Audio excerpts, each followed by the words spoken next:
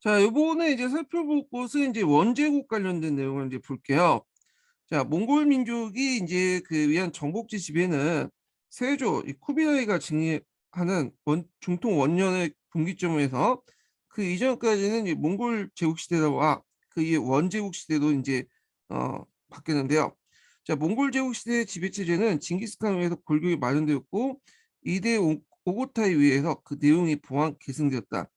그러나 원제국의 성립으로 몽골 제국의 유목적 성격은 중국적 어떤 정복 그 국가 체제로 변화되었다. 그 종래 이제 그 몽골 투르크 계통의 왕자를 칸이라 불렸으나 몽골 제국 체제 내에서 왕이 이들 모두 통령하는 대칸이라는 지위를 칭호로 격상되었다. 대칸의 칭호는 처음 사용한 건 태종 때이다. 자, 이와 함께 황제 위를 계승한 자격을 징기스칸 그 직계자손은 하나였고 쿠이타르에 선거되었다. 그래서 이때 이제 징기스칸 직계 자손만이 이제 칸이 될 수 있어요. 이걸 이제 보통 황금시족이라고 하죠. 자, 다음으로는 이 몽골 제국을 통치하기 위해서 마련된 것이 징기스칸 대범령이었다. 자, 이는 종래 이제 몽골의 간섭법을 집대성한 것으로 이해했으나 사실은 몽골 제국을 지탱한 기본법으로 몽골 제국은 물론이고 중앙아시아, 이란, 인도 등 각지의 법제도 큰 영향을 줬다. 자, 이런 그 몽골 체제는 제국 체제는 쿠비라이 시기도 크게 변질되기 시작했다. 이렇게 있죠. 그러면 이제 그 요런 그 쿠비라이에 관련된 그 정책들을 좀 볼게요. 이 세조 관련돼서. 자, 세조의 업적을 이제 보면 일단 그 수도를 카라코름에서 북경으로 이제 천도했죠. 북경으로. 그 당시에는 대칸이 사는 곳에서 대도라고 했어요. 북경이. 북경은 예전에 금나라 수도이기도 했죠. 그다음에 중국 연호를 사용했어요. 죽통이라는.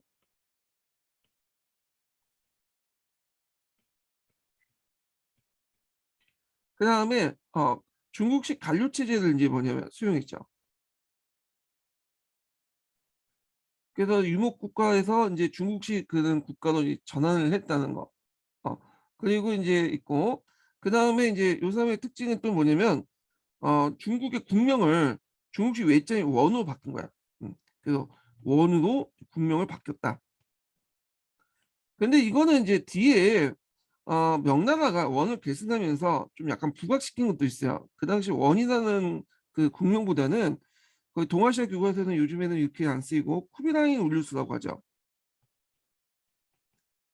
쿠비라이가 세운 울루스다. 그래서 그 당시에는 쿠비라이 울루스가 훨씬 더 국명을 사용했을 것이라고 보고 있어요. 원보다는. 예. 그래서 이제 이런 그래서 이제 중국 관료 체제나 중식 국가 체제를 만들었고 그다음에 이 사람은 이제 이걸 바탕으로 해서 어 남송 정벌을 하게 되죠. 그 남송을 정벌을 해서 중국을 전체를 지배하는 왕조 받게 그 반을 그 왕조를 이제 수입하게 되죠. 중국 전체를 지배하는 왕조를 수입하게 됐다. 이렇게 보시면 돼요. 자, 그러면 한번 내용을 볼게요. 자, 원제국은 몽골 제국을 계승하였으므로 영토적은 사개 네개 칸국에 분립하여 떨어져 나갔고 항제위도 몽골의 대안을 어, 계승했기 때문보다는 중국의 항제위를 이어가는 걸 자처했다. 그래서 세조가 갖는 항제 성격은 중국의 대칸과 함께 이 대칸이라는 표현이 더 좋은데 하여튼 대칸과 함께 중국적 항제라는 양명성을 짓고 이거는 이제 어, 유목세계하고 이 농경생 세계를 동시에 아우른다 이렇게 보시면 돼요. 예. 자, 지니고 있으면서 중국 역대 왕조의 후계자적인 어떤 색채가 강하게 부각되었다. 자, 몽골 북경 천도를 비롯한 국명을 중국식 외자인을 원이라고 고친 점, 그리고 중국식 연호인 죽통을 사용하고 중국 관료제 채용 등이 모두 몽골 제국에서 그 중국적 한계 지배체제로 번화 의미를 한 것이다. 그래서 이 내용들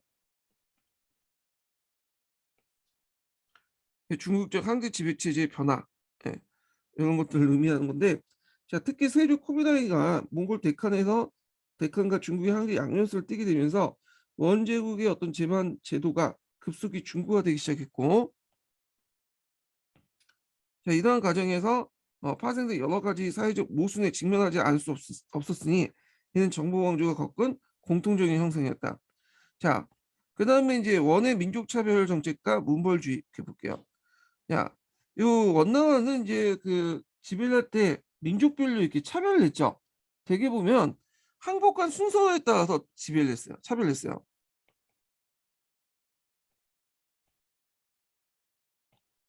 항복한 순서에 따라서 잠깐 이제 보면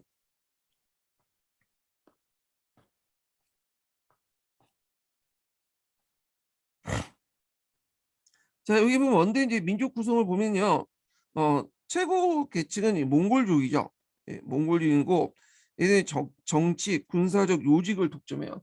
그래서 이들은 이제 보통 국족이라고 하죠. 예, 나라의 그 종족이다. 그래서 국족이라는 중심 족족인데 최대 우대를 받아.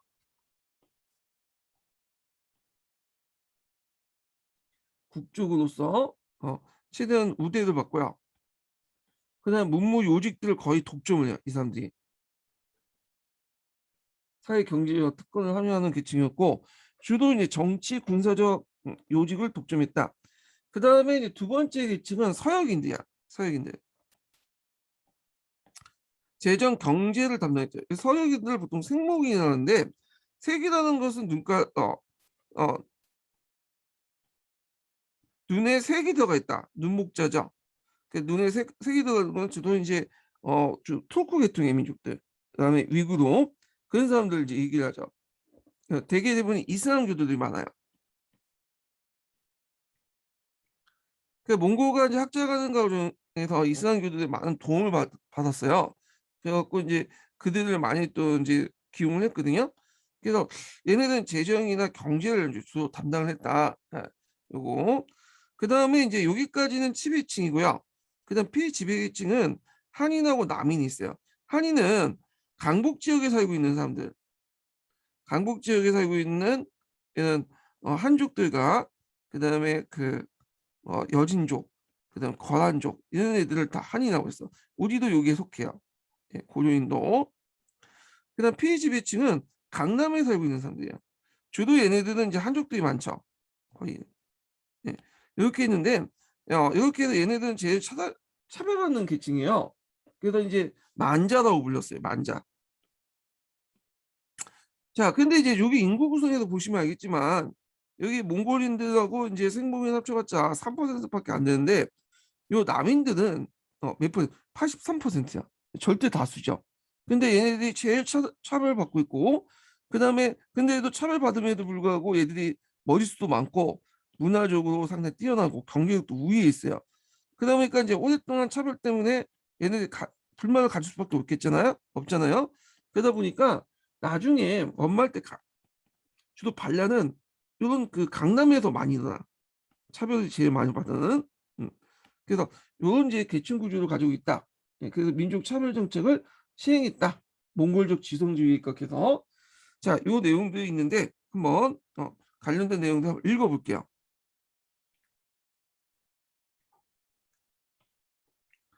자, 원의 세조는 남송을 멸하고 중국 역사상 처음으로 북방 민족이 전 중국을 지배하는 정복 왕조를 수립하였다.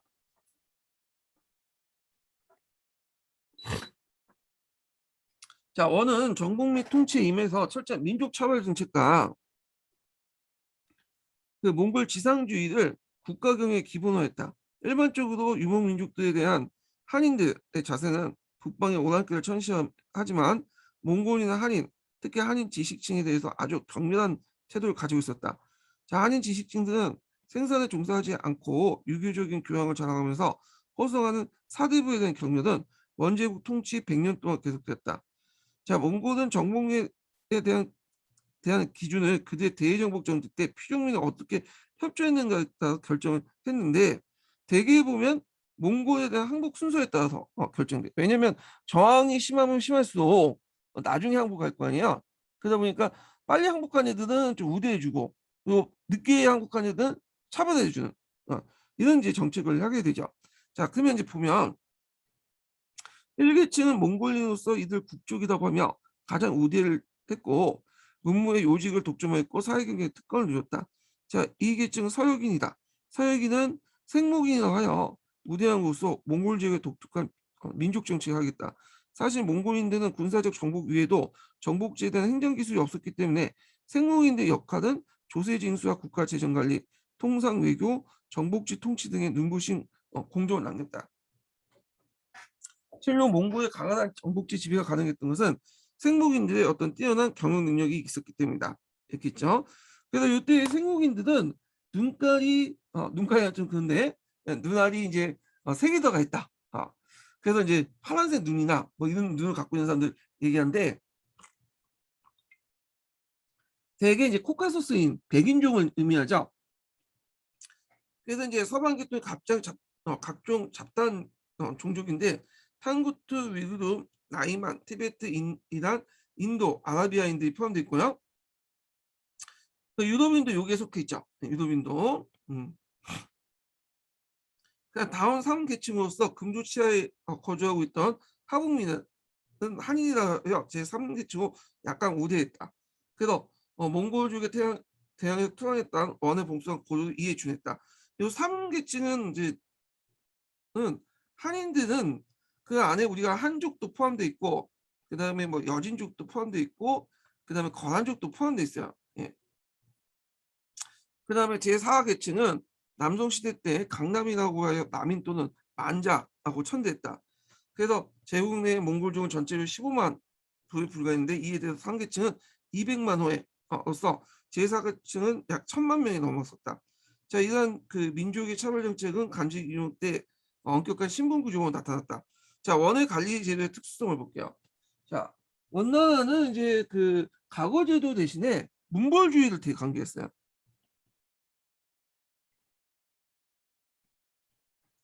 이 문벌이라는 것은 혈통이죠. 타고날 때 어떤 신분에 타고났느냐, 어떤 가문에 타고났느냐, 태어났느냐 이런 것들이 되게 중요했어. 가문 이런 것들이. 오늘날 말하면 성취 신분보다는 금수저인 귀속지위가 더 강한 그걸 강조했다. 관리 임명에도 그게 반영되는데 물론 이제 전에 있었던 왕조들도 그런 게 더 강했죠. 뭐 귀속지휘자 같은 신분이 그 관리 임명에 큰 영향을 미치긴 했는데 여긴 너무 노골적이야. 예. 너무 노골적으로 이제 했는데 자 이걸 이제 읽기 전에 한번 정리를 해보면 일단 고급 관리와 하급 관리가 있을 수 있죠. 고급 관리와 하급 관리. 자, 이 고급 관료들은 이제 보통 이제 정관이라고 하죠. 이들은 주로 음서제, 세습제, 추천제 이런 걸 통해서 대개 보면 그 혈통을 통해서 즉위하는 거죠. 가문에 따라서.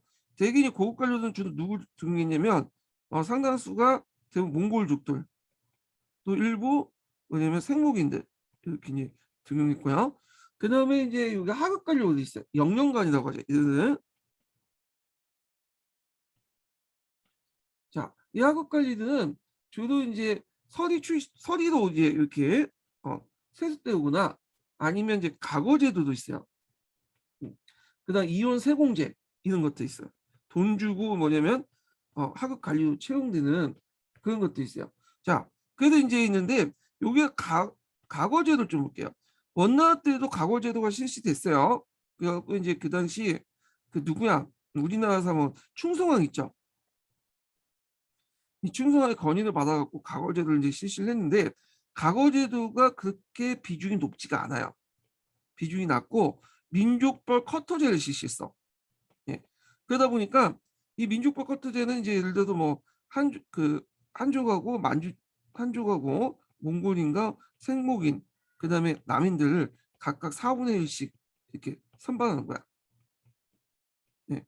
그러면 이게 뭐냐면 평등한 거죠. 근데 인구 비중을 볼 때는 이 남인들이 절대 다수잖아요. 그러니까 남인들에게 상당히 불리한 제도예요. 그리고 그렇게 뭐냐면 과거에 합격해도 막상 뭐냐면 진출한 곳은 이런 영령관 같은 뭐냐면 하급직 관료들이에요. 예. 그래갖고 이제 주로 그 당시에 의식 있는 이제 한인 지식인들은 이 과거 시험을 합격해서 하급 관료 영령관으로 가는 김에 갈 바에는 그냥 과거 안 보겠다. 그래갖고 이제 포기를 했어요. 먹고 살아야겠죠. 그럼 뭘 먹고 살까요? 주로 이제 시극, 작극, 그 당시에는 원곡이라고 있고 이 소설 이런 것들이 유행했거든요. 요게 뭐냐 각본을 쓰거나 소설책을 썼어요. 예. 그러다 보니까 많은 지식인들이 요게 많이 써서 먹고 살다 보니까 요게 상당히 발달된 거야. 특히 원곡이 예, 연극이 되게 발달됐죠. 예. 자, 그래도 인제 요렇게 있다. 이렇게 좀 기억을 해 두시고요. 그래서 인제 이렇게 그 실력보다는 혈통, 그러니까 몽골 조정에 입장할 때 친인척 관계 이런 걸 통해서 주로 선발했기 때문에 어 약간 이제 문벌주의적 성격을 강하게 띠고 있다. 이렇게 보시면 될 것 같아요. 그리고 과거 제도도 인종이나 순죄 때까지 실시했지만 그 뭐냐면 그렇게 과거 제도가 예전처럼 많이 실시되지 못했고 또 커터제 시행이라든지 합격해 봤자 그 당시 이제 그 밑에 있는 간직들 있죠. 그런 분들만 이제 영령관들만 이제 주 임명하다 보니까 어떻게 돼요? 어 그렇게 많이 진출하진 않았다. 지식인들이. 이렇게 보시면 될 것 같아요. 자, 그리고 이때 이제 활동을 이제 뭐라고 얘기하냐면 중국인들은 근각이라고 해요. 근각. 근각을 상당히 중요시 여겼다는 거. 예. 그럼 한번 읽어보죠.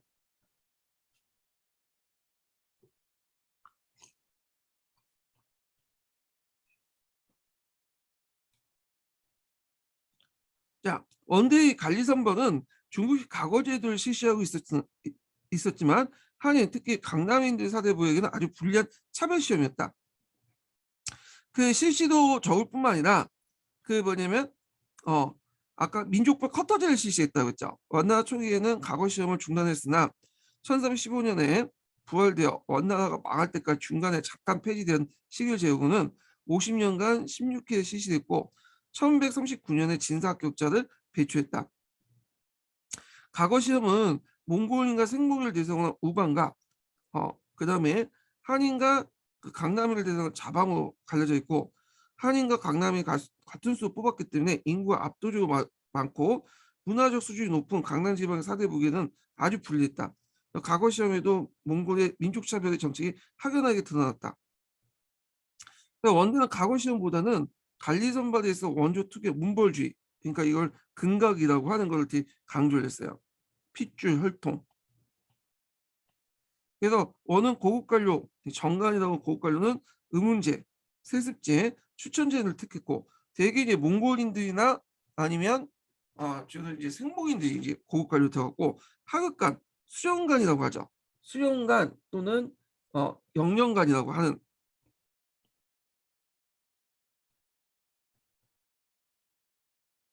자 이런 수령관, 영령관들은 서리 출신제 혹은 이혼 세공제 이런 것들을 이제 취했다.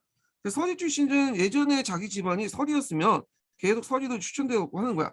예. 그 이혼 세공제는 이제 이혼 그러니까 이제 여기 관리가 되기 위해서 이때 관리는 이제 니죠 니 하급직 서리 정도 되는데 얘네들은 이제 뭐냐면 그 공납을 바쳐 갖고 돈을 주고 이제 채용하는 그런 것들을 했다는 거. 자, 그리고 이제 고급 관료는 임용하는 음용이나 세습제는 모두 가문을 중요시 여기는 인물 선발 방식이었고 추천제의 경우에도 추천하는 사람들 친척이나 제자, 고리들 그러니까 자주 고리라는 건 스승과 제자 관계죠. 각각 문족의 은혜를 입고 관계에 진출하고 있었다. 그리고 원대 고급 관료 임명은 거의 귀족제 성격이 강하게 나타났다. 다만 원대 문벌제도는 중국 정통사회와 달리 몽골 조족과 그 친인척 관계가 되게 중요하기 때문에 몽골어 이 근각이라고 하죠. 그리고 이 근각 유무가 그 당시 고급 관료로서 진출 통로가 되었다. 자, 그래서 이제 그 원조회가 관리 임용의 기준에 이와 같은 근거를 둔 것은 몽골 유목사회와 주종관계 풍습을 계속했기 때문이다. 이렇게 있는데 여기에는 이제 과거제도 관련된 내용이 좀 추가로 들어갔어요. 구특강에는 그 구등구에는 별로 없던 것이 신동기 내용이 여기 들어가 있거든요. 과거제도가. 자, 그다음 원대 이제 관료의 구조의 특성을 볼게요. 예.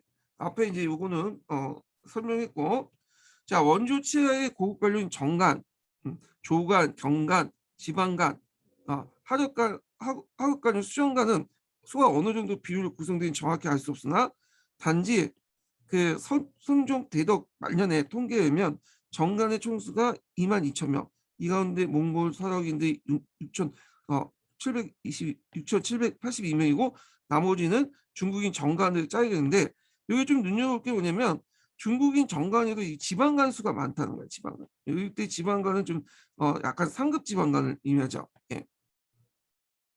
그리고 이제 있고 이단 수치는 원조가 남성을 말하고 30년이 지난 시대 통계로서 인구 비례를 볼 때 몽골인과 생봉인 수가 다수를 차지하고 있다는 걸 볼 수 있다. 자, 그다음에 강대한 이제 중국을 통치함에 있어서 중국식 주연제를 채택하고 중국적인 중앙집권 체제를 가지고 통치했기 때문에 방대한 관력이 필요했고 특히 정보 왕조로서 한을 지배하기 위해서는 세금 징수와 부역 동을 필요해서 발단 하급 관리가 되게 필요했는데 요 하급 관리들은 그 정관의 수십 배에 달했다. 이들 하급 관리들은 이제 뭐라고 하냐면 앞에서 얘기한 것처럼 영령관 또는 수정관이라고 하죠.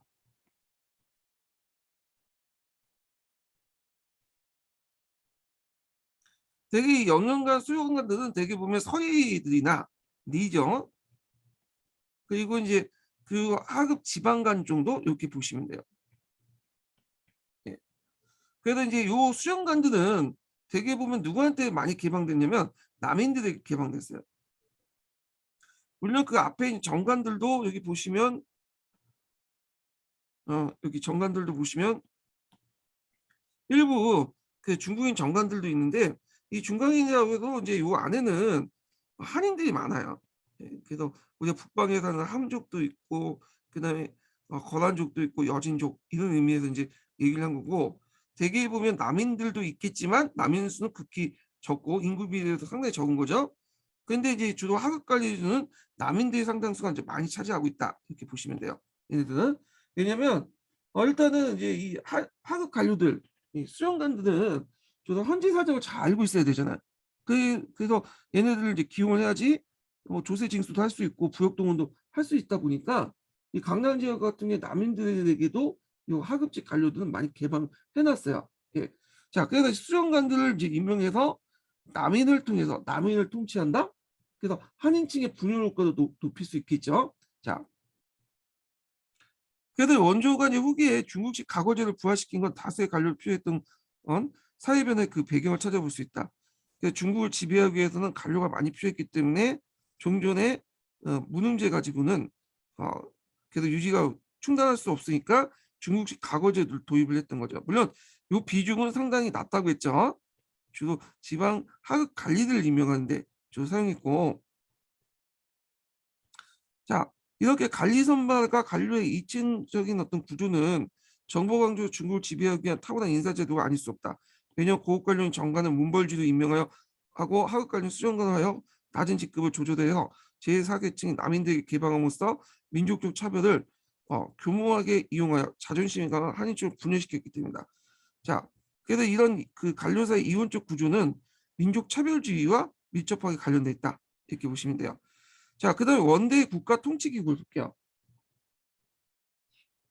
자, 원대 그 국가 통치 기구는 크게 이제 뭐냐면 중앙 조직과 지방 조직 이렇게 나눠볼 수 있죠.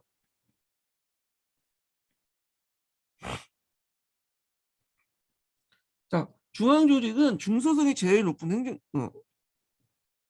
이거요. 행정을 담당을 했죠. 그리고 추미돈이 있어. 군사를 담당을 했고 그다음에 어사대가 있죠. 감찰을 담당했죠. 딱 보시면 알겠지만 예전에 중국식 제도를 그대로 이식되었다. 그 빼왔다, 뺏겨왔다 이렇게 보시면 돼요. 자, 이걸 바탕으로 해서 중앙 어떤 황제 집권 체제를 뭐냐면 중앙 집권적 황제 체제를 만들려고 했다는 거죠. 자, 그리고 이제 또 보면 그 여기에서 원대 또 지방행정제도 이제 특징이 뭐냐면 그 당시 이제 성이라는 개념이 등장했다는 거예요. 성. 원래 성의 의미는 행중소성이에요. 그 행중소성이라는 말은 중소성의 출장소라는 의미죠. 행자는. 그래갖고 이게 줄여서 이제 행성이라고 했다가 줄여서 이제 다시 성이라 되는데 이 성이 후에 이제 중국의 최고 상급 행정단위가 되죠. 그래서 우리가 이제 보면 명이라든지 청나라 때 상급 행정단위 보면 성이 되잖아요. 뭐 강소성, 절강성 이런 명칭이 요 행성이라는 명칭에서 나왔다. 이렇게 기억을 해두시면 될 것 같아요. 예. 그리고 이제 그 뭐냐면 노을도서 그 밑에 부주현을 또 가나했죠. 예. 노 위에 성을 두고요. 자, 그리고 노예는 다도가치를 임명했어요. 그리고 한인 총관도 같이 임명했죠. 예. 그래서 이렇게 이제 이렇게 특징을 갖고 있는데 한번 읽어볼게요.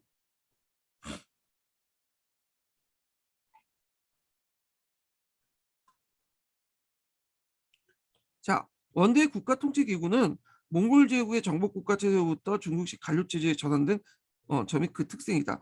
국명을 원이라고 할 뿐 아니라 수도를 내몽골에서 하북의 대도 옮기고 왕의 선출도 몽골식 쿠이타에 의한 추천제가 아니라 세습제 바꾸고 중국식 관료 조직을 채택한 점이 여러 면에 크게 달라짐을 알 수 있다. 이제 예전까지는 쿠이타를 열어서 추대를 했는데 이제 세습제 바뀐 거야. 예. 그래서 장자 상속제 같은 것들을 마련했죠. 근데 이거는 이제 그 실질적으로는 별 의미는 없어요. 왜 의미가 없냐면 왕이 죽으면 그 후에 권력 다툼이 일어나. 그래서 서로 치고받고 싸운 다음에 또 왕이 즉위하게 되거든요.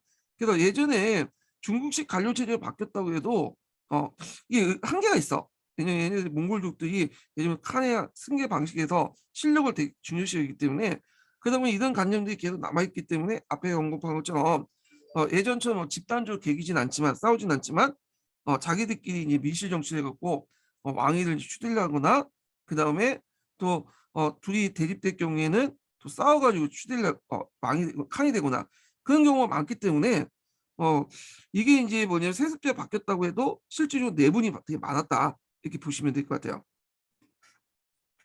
자, 그래서 이제 중앙행정기구를 보면 세조가 즉위한 중통 원년에 중서성이 설치되었고요. 이어서 이제 최고 군사기관 추민호를 뒀고 그다음 어사를 뒀죠. 여기 보시면 다 중국식 그 중앙 관제잖아요. 그 중앙 집권적 황제 지배 제재의 기본 틀을 마련했다. 이와 같이 행정, 군사, 감찰기관, 상권 체제는 이미 지난 제국 이래에 중국적 관료 조직으로 원이 이를 채택했다는 점에서 원제국이 중국식 행정기구 성격을 엿볼 수 있다. 다만 이제 중앙 행정기구의 특성은 중서성이 유일한 최고 정부기관이며 문화성은 설치되지 않았고 상서성은 잠시 두었다 곧 폐지된다는 점이다. 따라서 중서성이 상서성 업무를 담당했기 때문에 그 때문에 육부가 중서성에 소속되었다. 그래서 삼성 자체를 다 설치된 게 아니라 중서성만 설치했다는 거예요. 그리고 중서성 밑에 육부를 두었다. 이렇게 보시면 되죠. 자, 지방행정 제도는 송대와 같이 노를 두었고요. 그 아래 부주형 같은 제도를 채택했는데 그 좀 약간 특이한 게 노 위에 상급도 행정단위 뒀죠. 이게 행중서성이야. 자, 이걸 행성이라고 하죠. 행성. 그리고 나중에 줄여서 이걸 성이라고 해요. 성. 그리고 우리가 이제 알고 있는 정동행성도 요 명칭에서 나온 거죠. 요 명칭에서 그러니까 행성 중에 하나인데 근데 이제 위에 정동행성은 이제 주로 고려에 설치된 거죠. 예. 근데 여기는 내지 중국 내지에 설치한 거야. 예. 그래서 예전에 이제 그 고려씨가 고려할 때 좀 얘기를 했지만 그 일본 이제 부원배들이 그런 그 정동행성을 내지성처럼 똑같이 만들어서 그 뭐냐면 고려를 중국에 통합하자 그런 논리 이제 운동이 나왔죠. 입성책동이라는 이런 것들이 나타나는데 입성책동 아까쯤에 행중서성을 내지 행성처럼 우리도 편입돼서 원단에 들어가서 지배를 받자 뭐 그런 개 같은 논리들이죠. 자, 그 하여튼 입성책동을 좀 실패를 했죠. 이건 제가 고조사 할 때 좀 얘기를 했고요. 자, 하여튼 행성을 설치해 지방 최고행정 단위로 했다는 사실이다. 행성은 이제 남송에 멸망시킨 후에 전국적으로 설치되었고 즉 남송의 멸망에서 1321년 11개의 행성을 설치했고 수도 근방은 중서성이 직접 가난한 노와 줄을 놓는데 이를 복이라고 했다. 예. 그래서 복이라는 것은 중서성 가나 아래에 있는 직할지 이렇게 보시면 돼요. 예. 자, 행성에는 승상을 두고 최고 장관을 두었다. 행성 아래 노를 다시 두고 부와 주, 현을 설치해서 행정장관은 몽골과 한인을 함께 두었으나 정권은 몽골인에게 차지했다. 몽골이 차지했고 각 노예는 다루가치와 총관을 각 한 명씩 두었는데 다루가치는 몽골인을 임명하고 총관은 한인을 임명했다. 다루가치란 말은 우리도 상당히 익숙하죠. 예, 우리가 이제 몽골의 지배를 받을 때 그 당시 다루가치를 이제 파견해 가지고 우리를 통제했잖아요.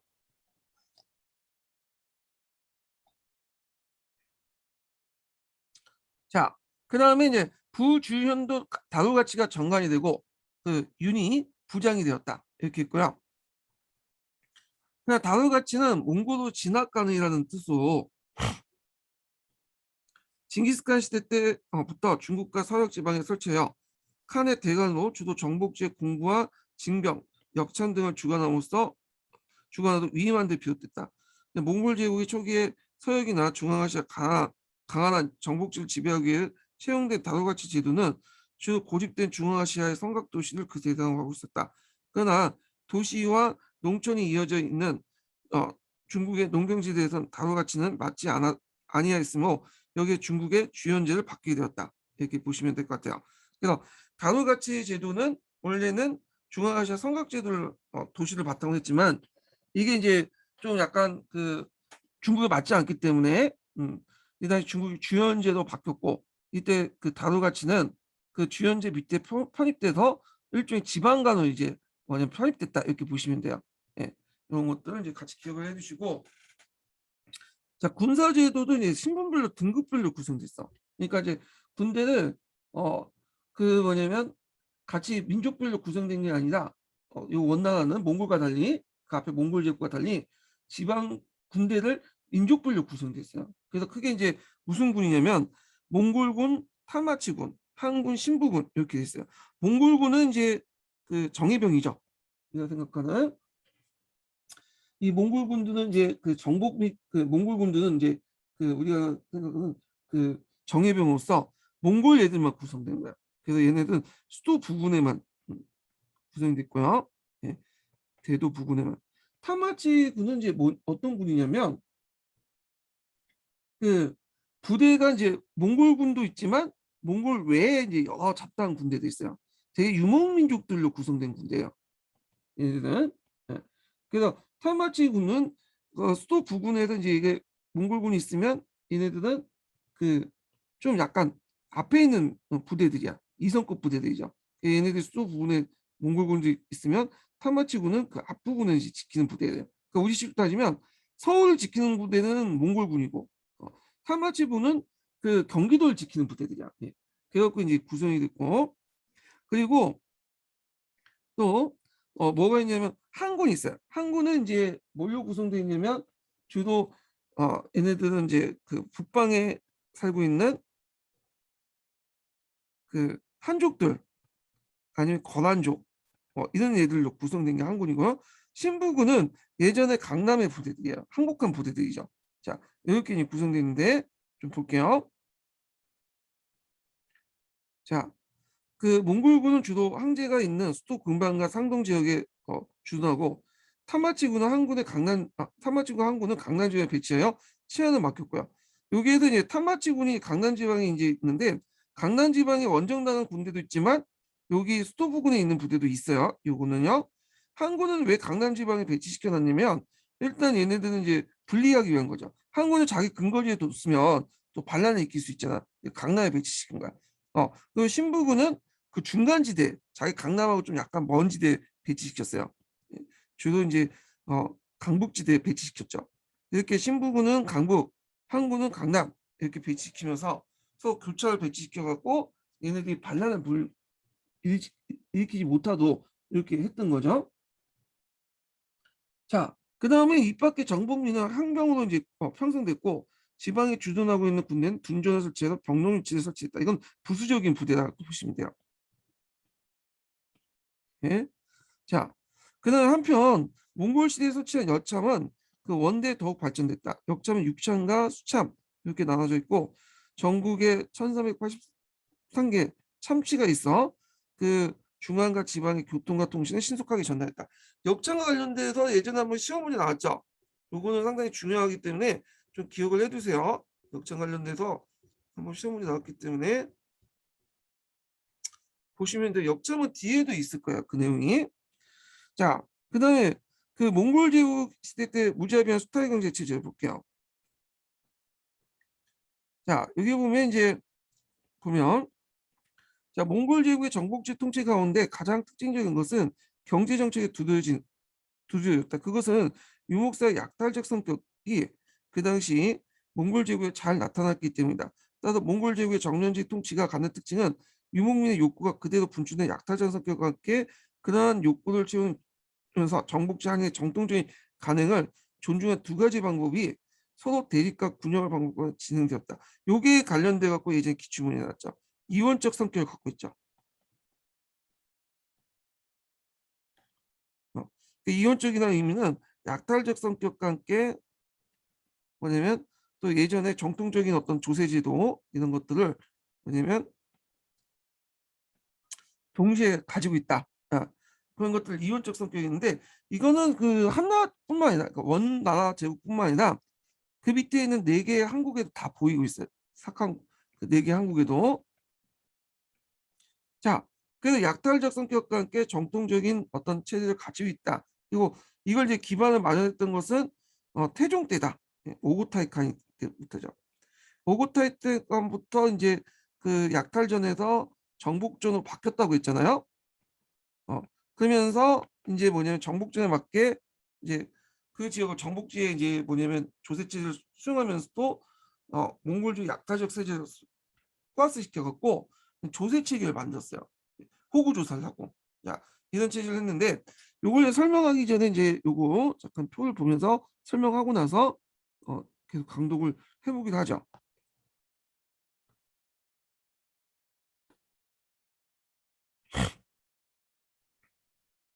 자, 원의 조세제도의 특징은 이중적 성격을 갖고 있다. 양tak적 성격과 함께 정복직 한인의 정통적 간행을 존중하고 그다음에 강남과 강북의 또 지역적 특징을 반영하고 있어요.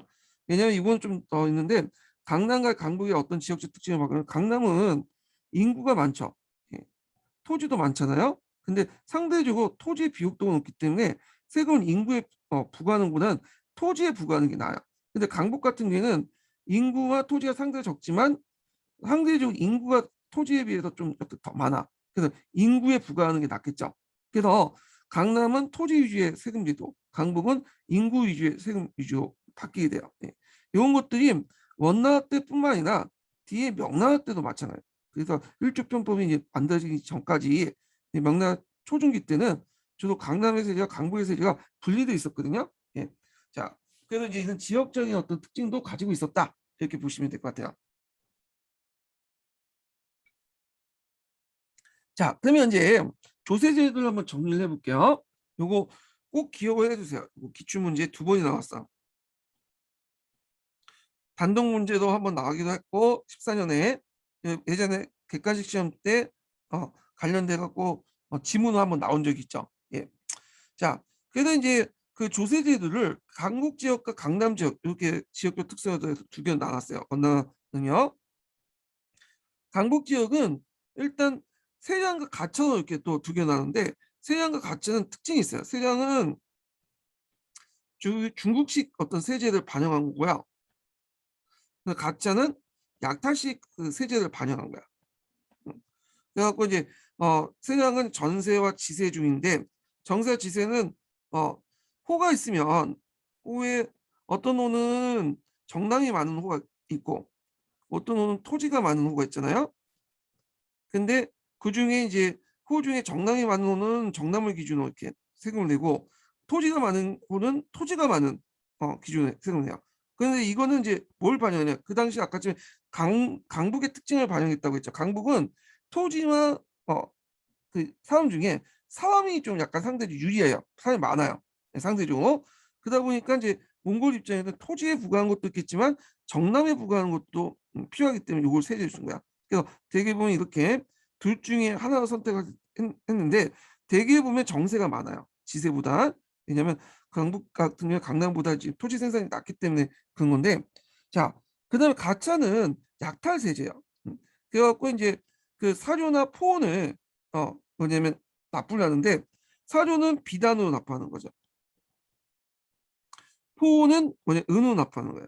근데 이게 나중에 은 대신에 교초로 촌납이 가능하게 돼요. 그래서 이런 사료와 포온 제도는 몽골의 특유의 약탈적인 어떤 세제도 나왔다. 이런 것도 지금 기억을 해두시고요. 자, 강남 지방을 볼게요. 강남 지방은 특징이 뭐냐면 토지와 그다음에 인구 중에 둘 다 많지만 토지의 비옥도가 높다고 했죠. 그다음에 그러니까 토지를 중심으로 한 세금이 발달돼 있어. 그래서 이제 추세와 이제 문탄세로 나누는데 이것도 마찬가지예요. 추세는 양세법에 나왔죠. 요거는 중국식 세제고 문탄세는 일종의 인두세예요. 그래서 성인 남자들에게 부과되는 세금들인데 요 약탈적인 어떤 세제에서 나온 거야. 근데 이 문탄세가 많이 많았어. 왜냐하면 이거는 어떤 자신의 재산이나 토지를 비례해서 걷는 것이 않고 못 사는 사람이나 가난한 사람 다 똑같이 걷거든. 비중도 많고. 그러다 보니까 이것 때문에 농민 반란이 되게 많이 나. 강남에서. 그래서 안 되겠다 해갖고 그냥 하세가 바뀌어요. 그래서 나중에는 추세 하세 같은 양세법 통일이 돼요. 그래서 토지에 비례해서 재산에 비례해 가지고 세금을 걷는 방식으로 바뀌었다. 이렇게 기억을 해두시면 돼요. 그래서 요 관련된 사료가 예전에 기출문에 나왔기 때문에 한번 찾아보시고요. 그래서 요 문탄세 한번 볼게요. 그래서 이때 이제 그 추세는 강북의 세양과 비슷하고 문탄세는 강북의 가차와 비슷한데 이게 나중에 이 문탄세가 많이 많았기 때문에 아, 반란 때문에 결국에는 농민의 반발을 불러일으켜서 나중에 하세로 변화됐다. 세금을 그 토지의 재산에 비해 갖고 토지와 재산에 비해 갖고 세금을 내는 그런 걸로 바뀌게 되죠. 예. 자, 그런 것도 좀 기억을 해두시고요. 자, 그럼 관련된 내용을 동기에서 계속 읽어볼게요.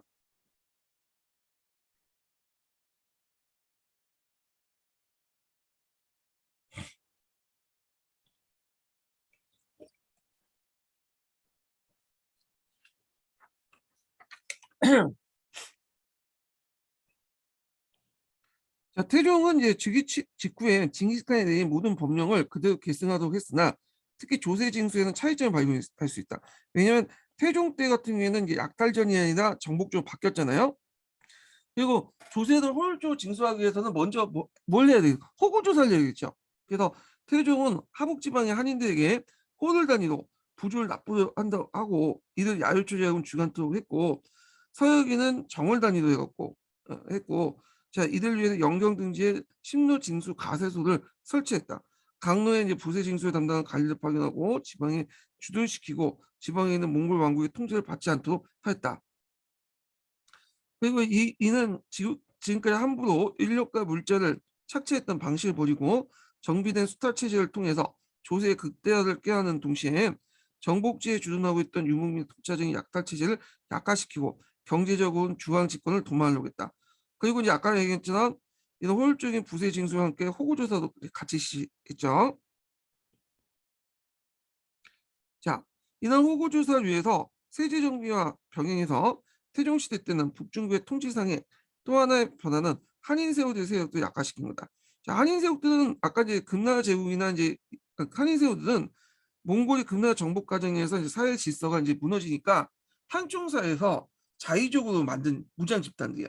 그래서 자기들끼리 어떤 행정의 연락을 망도 갖고 있었는데, 자, 한인 세우단 몽골과 금나라의 정복으로 정치 사회적 질서가 무너지자 항초의 자의를 위해 한인 유력자들이 무장 집단을 만들어 행정인 연락을 갖고 있는 한인 유족부였다. 자, 이들은 몽골의 하북 정복에 대해서 적극적 협력이 있고 몽골도 처음에는 하북 지방의 안정을 위해서 한인 세력들의 손을 잡고 그의 군정, 민족, 재정에 관한 권한을 위임하였으므로 간접적인 통치를 맡게 됐다. 그러나 태종 때 호구 조사와 세제 개헌 후 한인 세력들이 갖고 있는 민정과 재정권이 몽골인 군주와 투하 영주에게 넘어갔고 투하 영주라는 것은 이제 그 몽골을 지배하는 과정에서 몽골족 중에서도 뭐냐면 큰 공을 세웠던 사람들 있잖아요. 그런 사람들에게 이제 그 어떤 지역을 할당해주고 그 지역을 지배하려고 이제 위임권을 준 사람들 얘기야. 투하나 연주라고 하는데 얘네들은 주로 몽골인으로 구성돼 있죠. 그래서 민가 그다음에 토지를 할당받은 그 뭐냐면 영주들 투하 영주라고 한다. 예. 그래서 거의 반독립적으로 활동했던 세력이에요. 얘네들은. 자, 하여튼 어, 민중도 군주가 파견한 다루가치가 감독하게 되었다. 그리고 한인세우대 지휘 아래 있었던 군대를 기초 한군 만호를 만들어 세우들도 만호에 편입하여 몽골 제국의 지배하에 들어가게 되고, 함께 몽골족 오부족으로 구성된 탄마치군이라고 하죠. 탄마치군도 하북에 주둔시켜 한인세우대 군정권을 통제했다. 예. 그래서 이 탄마치군은 그 당시 이제 그 수도 근방과 강북 지역과 강남 지역에 이제 거주하면서 배치하면서 그 당시 한인들과 그 남인들 통제하는 부대도 구성이 됐어. 그리고 거기에 한인 세우들의 이 부대들은 그 앞에서 항구로 개편됐죠. 예. 그래서 한인 군대도 개편되었고, 얘들은 이제 주로 어디에 배치하죠? 주로 강남에. 항복한 신부군들은 강북에 이런 식으로 배치시킨 거야. 예. 자, 그래서 이와 같이 이제 몽골 제국에 대한 북중국에 대한 통치 정책은 그들이 정복한 소아시아나 중앙아시아 지역에도 대체 그대로 적용됐다. 예. 그래서 이제 그 사한국 통치 방식도 그들과 비슷하다. 몽골 그 원나라와 이렇게 보시면 될 것 같아요. 자, 원제국 시대 조세제도 변화를 볼게요.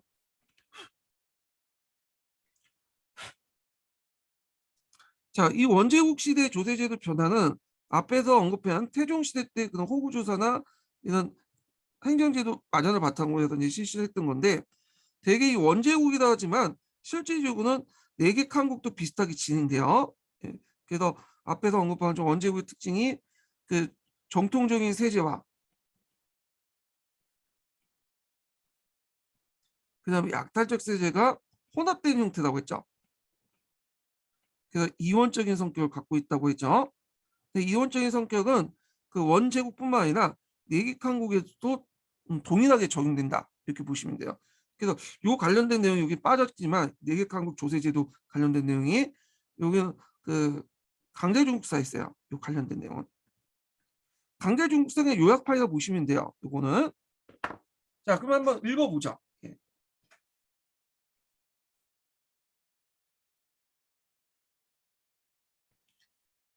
자, 남송을 정복한 이후 원의 세법은 몽골 제국 시대와 달라지고 있다.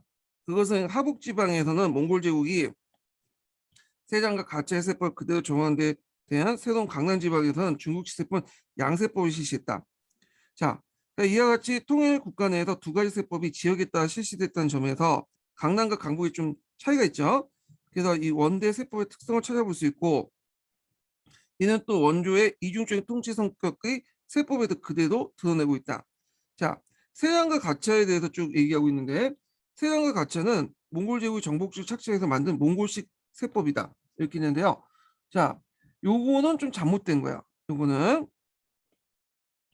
가차는 몽골식 세법이고요. 이 세랑은 한인들이 이제 예전에 정통적인 세법이에요. 요거는 마치 이건 가차나 세랑을 마치 몽골식 세법으로 얘기하는데 이건 틀려요. 예. 요거 가차만 해당해요. 가차.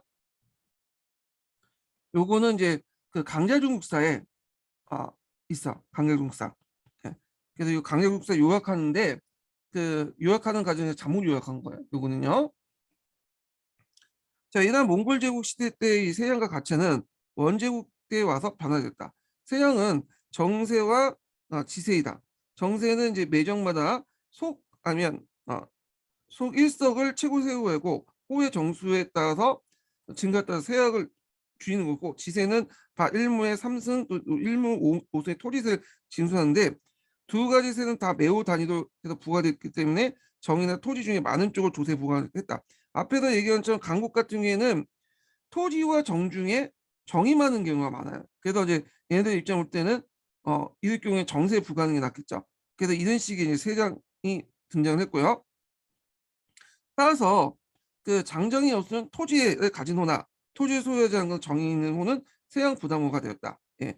그래서 이제 용 그러면 토지를 가진 호나 그 다음에 토지를 갖지 못하나 또 장정이 별로 없는 호는 세량의 부담호가 안 되겠죠. 그래서 정이나 토지 중에 어느 쪽이 하나 쪽이 많은 거는 부담을 하는 식으로 했다.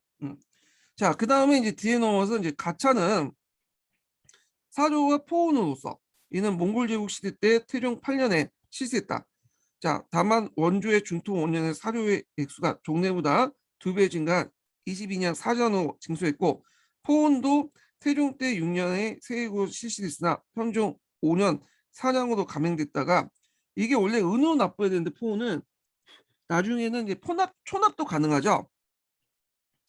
그래서 중통 원년에는 중통령 초의 발행과 함께 은납에서 초납으로 바뀌었으며 포온의 명칭도 그대로 유지됐다. 자, 한편 원은 강남 지역에 적용된 양세법 특수한 사정의 세제 시행사에 나타났는데, 즉 원은 처음에는 강남 지역 양세법을 실시한 건 아니었다. 원 초기에 했던 추세와 문탄세를 이제 부과했는데, 요거도 이제 이원적 성격을 갖고 있죠. 추세는 그 당시 이제 양세법에서 나온 거고요. 문탄세는 약탈적인 어떤 성격이 나온 거예요. 그래서 지원 13년에 하세 대신에 각호의 문탄세, 그러니까 이제 동전을 부과했다. 그래서 동전을 부과했는데 이 문탄세는 호세에 해당하는 하세와 그 성격이 다르다. 원이 강남 지역의 추세와 문탄세에 강한 것은 추세는 하북의 세량으로 문탄세는 그 가차에 비교해서 시행하는 건데, 따라서 문탄세는 강남에 시행한 원조 특유의 세제를 강남 지역에 그대로 적용한 걸 의미할 수 있다. 자, 원조 특유의 세제는 약탈적 세제죠. 근데 여기에도 좀 그래서 말이 안 되는 게 나오죠. 자, 여기 보면 추세를 세량으로 하고 그 다음에 문탄세를 이제 가차로 했잖아요. 근데 이 문탄사만 한정돼서 원조 세제 특징으로 얘기하죠. 그러면 당연히 예를 들어 이제 뭐냐면 세량이나 추세도 원조 특유의 세제라고 말을 해야지 맞잖아요. 그 앞부분에. 네. 여기에서 보시면 그 뒤에 세량이나 가차는 몽골 제국의 정복지 착취해서 만든 몽골 식세법이라면 세량도 몽골 식세법이잖아. 근데 뒤에서 말하기는 추세를 세량과 비교를 해서 동일하다고 얘기를 하고 있죠. 문따세를 가차에 비유하고. 그러니까 이게 이미 앞에서 이제 정리가 잘못됐다는 거예요. 예. 그래서 이걸 제대로 이해하시려면 강자중국사를 보셔야 돼요. 요거는 요약판이야. 요것만 보고 잘못 공부를 하시면 공부하시면 오개념이 형성될 수 있어요. 예, 오개념이. 자, 하여튼 이렇게 쭉 읽어볼게요. 자, 그러나 이 문탄세는 성종 대독 3년에 중단되고 하세도 바뀌었다. 자, 그건 호를 지니고 있는 주에게 자산의 채당을 주지 않고 그 인류적 가세했기 때문에. 그러니까 이제 못 사는 사람이나 잘 사는 사람이나 똑같이 세금을 징수하는 거야. 그러다 보니까 중등 이하의 하워드에게는 건드기 힘든 엄청난 부담이었다. 그래서 이제 호강 지방에서 계속 일어난 농민 반란은 이 문탄사에 밀접한 관계가 있고, 그래서 문탄세를 폐지하고 중국의 양세로 했다. 그래서 완전히 양세법 제도로 바뀌게 되죠.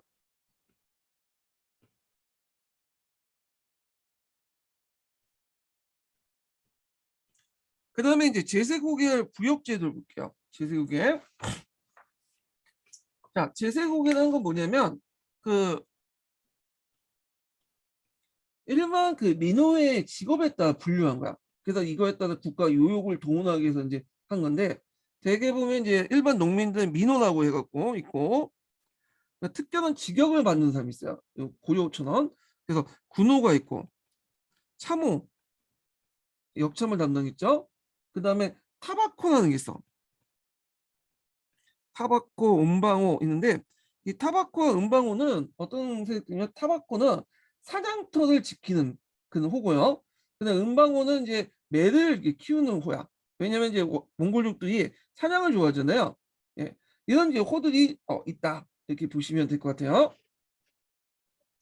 자, 그러면 볼게요. 몽골 제국은 정복민에 대한 민족적 차별 정책과 함께 일반 민호도 그 직업에 따라서 국가 요역을 동원했는데, 이걸 제세국이라고 한대요. 자, 제세국에는 민호를 다시 군호, 참호, 장호, 그다음 타바코, 음방호, 유호, 그다음 의호, 음양호 같은 직업별로 분류하고, 이들을 이제 위한 신분을 고정시킨 신분지대다. 그러니까 민호를 이제 분류한 거네요. 민호가 따로 있는 게 아니라 이렇게 분류하고 했는데, 여기에서 눈여겨볼 유호인데, 유호는 이제 뭐냐면 이거는 유학생들 의미하죠. 그때 이제 유아콘은 되게 천대를 받았어요. 얘네들은 의고는 의수가 관련된 거고, 그냥 음양호 같은 경우에는 이제 뭐냐면 음양술수 뭐 이런 거가 관련돼 있겠죠. 풍수지 이런 것들. 자, 그래서 이제 이 군호는 주로 요역을 담당했고요. 그다음 참호는 역참을, 타박과 은방은 사냥터를 지켜 매를 사냥했다. 쫄보의 민호는 일반 농민을 만드는데 그들은 항역과 직역을 전담했다. 그래서 이제 요거 쫄보이는 뭐냐면 어, 일단 민호회가 있고, 이 민호는 큰 의미의 민호예요. 그래서 이제 이게 제세곡에 따라 나누는데 여기 작은 민호가 있어. 작은 단위 민호. 그리고 군호, 그 다음에 참호, 타바코가 있죠. 그래서 요 작은 의미의 민호야. 그러니까 민호는 큰 범위 안에 요런 좁은 뜻의 민호는 일반 농민인데 얘들이 대부분 다수겠죠. 항역이나 직역을 담당했어. 예. 그래서 이제 이렇게 있고, 자, 이렇게 이제 이러한 제세고개 중에 특히 중요한 것은 군호와 참호였다. 군호는 일찍이 하북지방의 한인 세우들이 부국과 어, 부국이라는 것은 그 예속한 예속 부대를 의미하죠. 이밖에 원제국의 지배에 확대되면서 정부에 편입된 한인의 병사와 그 가족들이었다. 그래서 남송을 정복한 후에 남송의 정규군 신부군이 그 원제국에 편입되면서 군호에 들어가진 않았다. 따라서 군호는 주로 하북지방의 한인들로 구성됐고, 군호의 부담은 장기 일제에 자담하는 병정 한 사람에게 국가를 제공하는 중으로서 대단히 가중한 것이었다. 그러니까 이 사람들은 이제 그 국가의 월급을 받는 게 아니라 자기 집안 중에 그 한 명을 어, 군인으로 배출시킨 거야. 그리고 배출시키고 군인들이 이제 뭐 먹을 거, 입을 거, 싸울 거, 장비 같은 걸 다 자기가 부담을 하는 거야. 자, 그래서 이제 하도 그게 부담이 많으니까 국가에서는 그 보상으로 조세를 면제해주고 있었다. 이렇게 보시면 되고요. 그다음 제세국이랑 함께 원대 특이한 제도 약타로가 있어요. 약타로. 예. 자, 이는 돌고 상인조합을 뜻하는 오타크에서 유래한 것으로 악탈 상인으로서 그런 개별적으로 몽고 황제나 왕후를 위해서 영리 사업을 이제 위탁받은 특수상인 집단들이야. 자, 이들은 고리대금이나 상업활동, 그 다음에 그 독점 해외 무역을 등 영리 활동은 이미 징기스칸부터 시작되고 있었고요. 자, 이들은 몽골 황제나 귀족들에 의해 하지만 그들 자신의 이익 추구도 결국 드러나지 하지 않았다. 특히 악타노의 상업활동은 국제적 은을 둘러싸고 가열됐다. 즉 10세기 말부터 23세기에서 은이 부족했기 때문에 몽골의 포함에서 걷어들이는 막대한 은이 약탈상을 통해서 아랍세계에 유출됐고, 이 과정에서 악탈전이라는 자본으로 양고화식이나 엄청난 고를 취했다. 이 양고화식이라는 건 뭐냐면 양이 새끼를 치는 것처럼 이자를 친다는 거야. 예. 그래서 양이 새끼를 많이 낳나 봐요. 예. 그러니까 이자도 조금만 걷는 게 아니라 고리도 걷는다는 거죠. 예. 그래서 이걸 비유한 말이에요.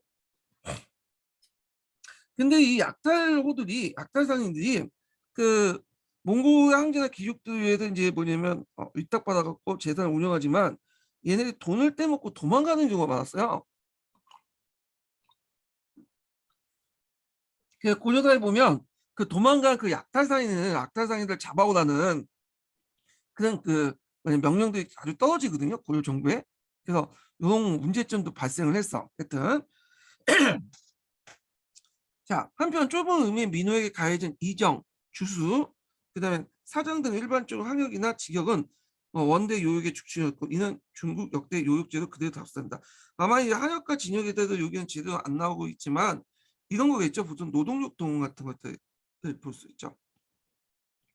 노동력 동원돼서 뭐 간청이라든지 성각이라든지 토목사업 이런 걸 동원한 걸 얘기하는 것 같아요. 지금요. 자, 원대 특수한 화폐 정책에 갖고 이제 있는데 이건 교초인데, 교초는 재작년에 한번 시험문이 나왔죠. 교초 또는 보초라고 하죠. 네. 자, 그래서 이제 이렇게 보면 있는데 그 원대 이제 통화 정책의 특징을 좀 보면 첫 번째는 지폐로 일관했다는 거. 오고탈 때부터 이제 교초로 사용돼서 교초로 일관을 했고요. 그다음에 분한 지폐요. 분한 지폐라는 건 뭐냐면 우리가 이제 지표상을 태양이나 분한 이렇게 두 가지 나누죠. 불태안으로. 태안은 금이나 은을 담보로 해갖고 지폐를 발행하죠. 그 예전에 금태안 지폐, 뭐 은태안 지폐 그거를 얘기하는 거고, 불태안은 담보 없이 그냥 신용도를 바탕으로 해서 한 건데, 요게 이제 뭐냐면 지폐는 교조는 불태안이에요. 불태안. 그래갖고 이제 있고, 그 다음에 이게 정착된 것은 세조 때요. 세조 때 이제 중통 원보 교초를 발행했어요.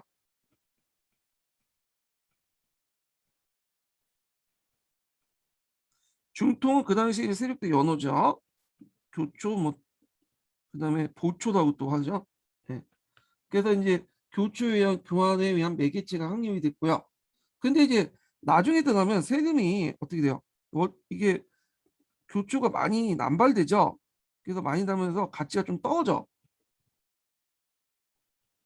그럼에도 불구하고 뭐냐면 계속 이게 교초가 유지될 수 있는 것은 영가 때문에. 영가라는 건 뭐냐면 그 당시 원나라도 그 당시 소금 있죠. 소금에 전매제를 실시했어요.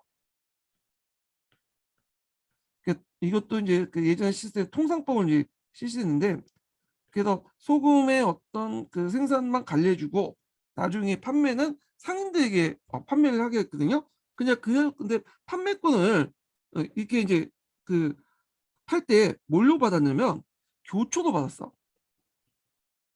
그러니까 교초가 일종의 판매권의 교환 가치가 형성이 되죠. 그러면서 교초가 아무리 남발돼도 나름대로 이제 뭐냐면 포온이라든지 그다음에 앞에 이제 영가를 통해서 교초가 계속 쓰임새가 있어야 되니까 교초가 계속 사용돼야 되니까 이 교초가 계속 가치가 유지가 될 수 있었던 거야. 그래서 원나 때는 이렇게 지폐 정책이 일관될 수 있었다. 예, 이렇게 기억을 해두시면 돼요. 그래서 원나 소금 전매제에서 그 당시 그 소금 전매권을 판매권을 파는 과정에서 교초금을 받았기 때문에 그 판매 금액을 영가제도 때문에 그 가치가 계속 유지돼서 뭐냐면 지폐로서 일관적인 정책을 계속 유지될 수 있었다, 이렇게 보시면 돼요. 근데 나중에 명나라 때 이 보초가 있거든요. 명나라 초기 때 보초 원나 영향을 받은 거죠. 근데 이거는 소금 연매제하고 전매제 연동이 안 돼 있죠. 그러니까 가치를 유지할 수 없고 나중에 폐지가 되죠. 예. 지금 뭐하고 비슷하냐면 달러에 비슷하다 보시면 돼요.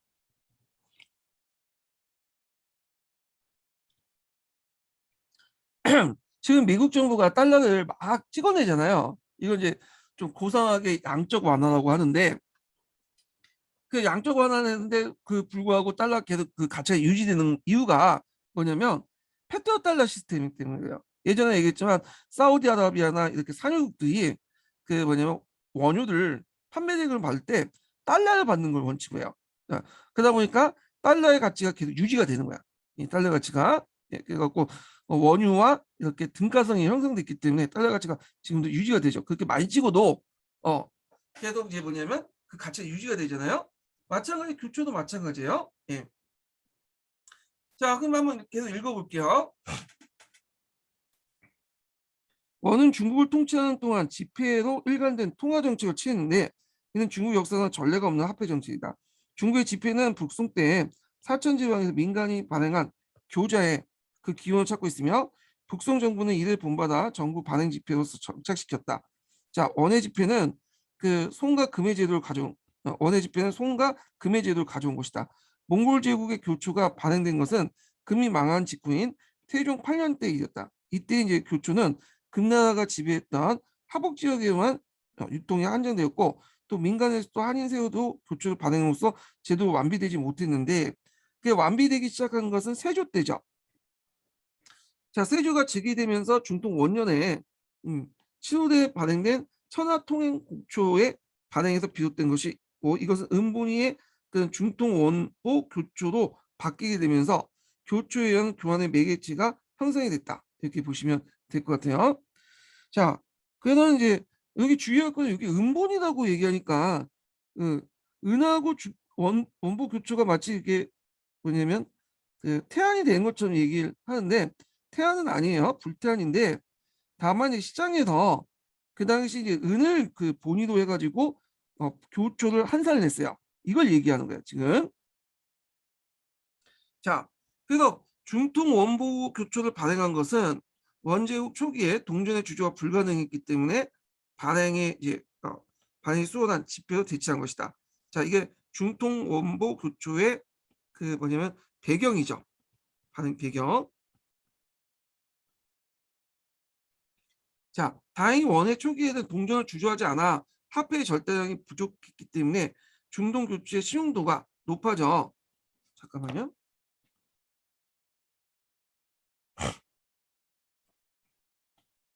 그래서 중동 교체의 신용도가 높았고 발행가보다 더 높은 가치를 유지할 정도로 성공적이었다. 그 위에 교초도 납부한 포온의 세액이 그 연간 300만 원을 울떴기 때문에 매년 300만 정도의 교초가 국가에 회수되어 교체의 신용도를 높이는 원인이 되었다. 그래갖고 초기 때는 이제 신용도가 높였던 이유가 두 가지 이유가 있죠. 일단 동전이 없기 때문에 지폐만 있죠.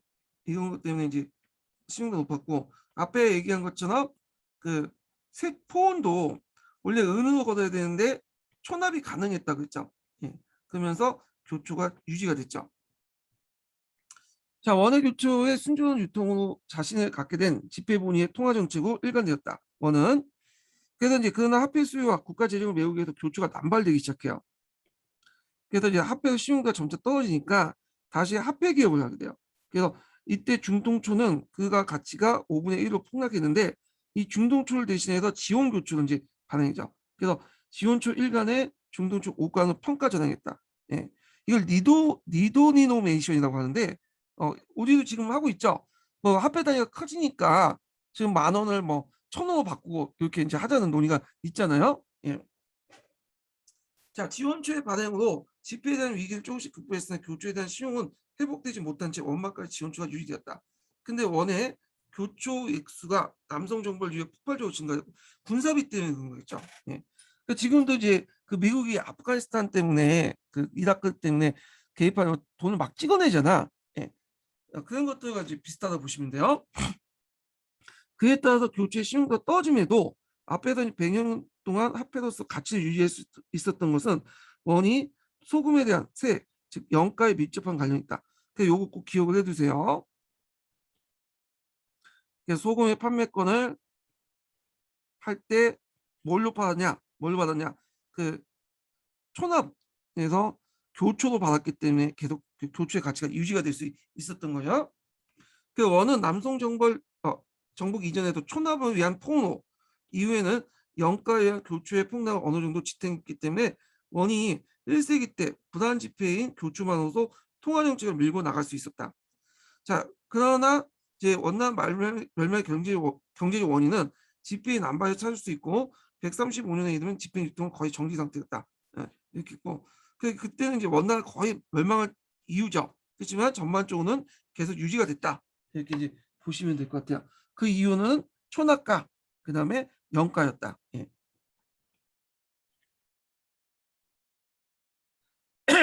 자, 그 다음에 이제 원대 동서문화 교류를 볼게요.